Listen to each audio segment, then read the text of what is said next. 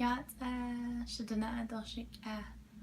I hope that this message finds you doing well and was inspired to share this message after a beautiful conversation with a good friend of mine. And, just it was a really moving and growth inspiring conversation, and it really had me thinking about this concept of conversation, but also in this time of when my friend is really getting ready to move into a place of ceremony and a different kind of space, and thinking about some of the posts of friends through social media have been sharing about different ceremonies in the summertime we have, and engage in a lot of these practices, and they're really important and critical to our well-being.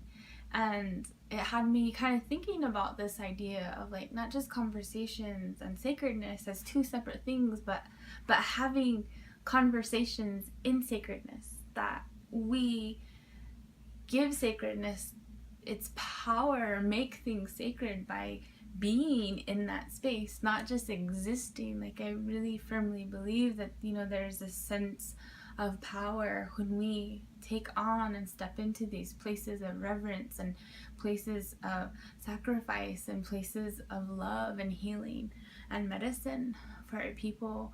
But that doesn't just happen. We have to be in that space. And I think that being able to engage in conversations in our community, in sacredness, is really important to our well-being, and that through that ability and that movement and commitment to do so allows us to be not just practice and develop a practice, but eventually we become fluent in that, and the power that exists to be able to do that is really incredible. And I'm just really inspired by that, and and it allows us to, because it allows us to be more. It allows us to develop an understanding and of what our ancestors have wanted for us.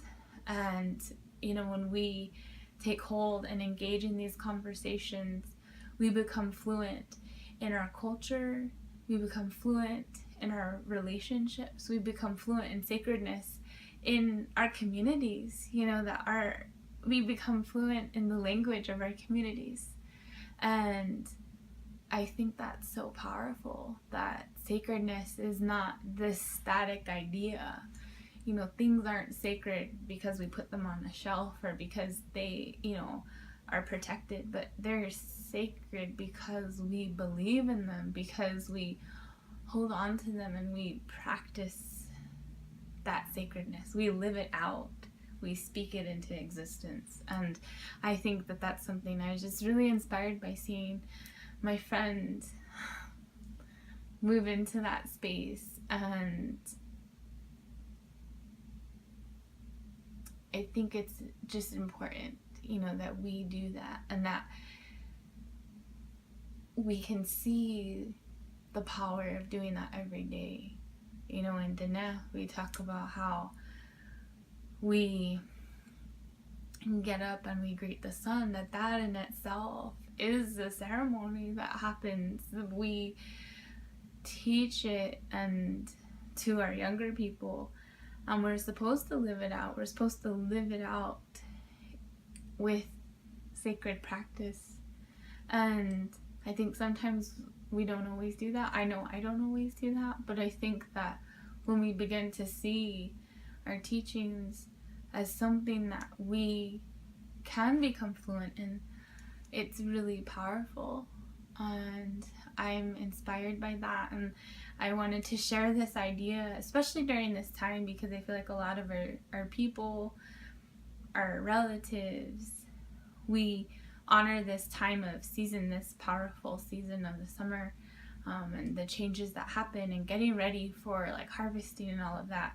That's important to be able to move into that space. And so I wanted to share that and share this conversation that I had to think of all the ways that we have conversations, with the same friend I talked about, and I sent, messages to him about having conversations with sunsets, having conversations in ways with other beings beyond beyond us five-fingered people, thinking about ways that we communicate.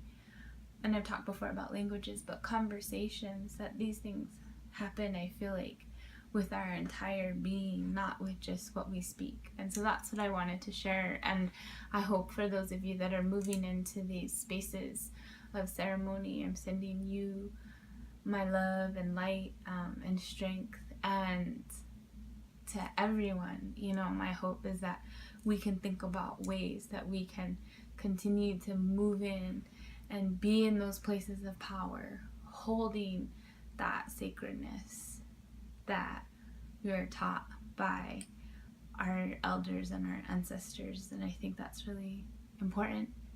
And I hope, shík'é, that we, that you keep shining.